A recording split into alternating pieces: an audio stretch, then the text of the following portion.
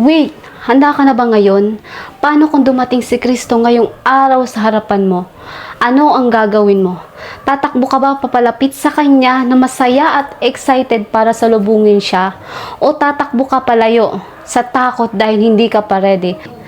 Hi, I'm Erlyn Aragon and I'm here today to tell you that Jesus loves you. Yes, Jesus, let one verse encourage, sustain you. Madaling sabihin, mahal natin si Kristo. Pero ang tanong, namumuhay ba tayo araw-araw sa salita niya? Sumusunod ba tayo sa mga utos niya? Alam dapat natin ang mga sagot sa mga tanong na ito. Dahil sabi sa Matthew 24 verse 44, "So you also must be ready, because the Son of Man will come at an hour when you do not expect Him." Wow! You also must be ready. Ito ay isang reminder at warning sa ating lahat. Why? It is because the Son of Man will come back soon. Kailan daw po? When you do not expect Him. Dahil alam naman nating lahat na babalik si Kristo. Dahil naniniwala tayo sa second coming. But the question is, ready ba tayo sa pagdating niya? Dahil walang sino man sa atin dito sa mundo ang nakakaalam kung kailan siya babalik. Kaya dapat ready tayo. Paano nga ba tayo magiging handa? Ang pagiging handa po ay hindi yung paggawa ng mabuti o yung pagiging perfecto, dahil walang perfect sa atin. Ano po?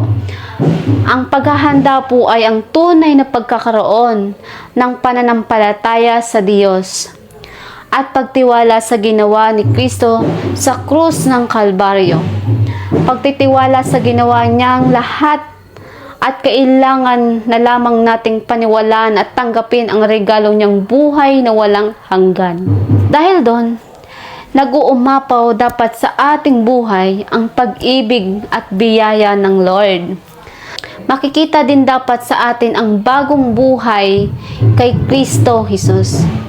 Ito ang magsisilbing liwanag sa mga taong namumuhay sa kadiliman. Kaya ikaw, kung namumuhay ka pa sa kasalanan, it's time na magsisi at talikuran na ang mga makamundong bagay. Tanggapin ang kapatawaran ni Kristo at ang regalong buhay na walang hanggan. Ipakita natin ang pagmamahal natin kay Kristo sa pamamagitan ng pagsisisi, pagsunod, at pagiging faithful sa Kanya. Dahil ipinakita niya sa atin ang Kanyang pagmamahal nung iniligtas niya tayo sa galit ng Ama, nung tinubos niya tayo sa ating mga kasalanan, at nung inako niya lahat ng pasakit doon sa krus ng Kalbaryo upang hindi natin yun maranasan. Ganun niya tayo kamahal. Hindi pa ba yun sapat para sumunod at manampalataya tayo sa Kanya? Yun lang ang kailangan natin para maging ready sa pagdating ni Jesus Christ, ang manatiling faithful at mamuhay tayo ng naaayon sa kagustuhan niya. Kaya always remember, kapatid, na maging ready tayo anytime para sa pagdating ni Kristo. Tayo ay tatakbo papalapit sa Kanya at hindi tatakbo palayo dahil sa takot. Maraming salamat po and God bless you. And remember, God loves you.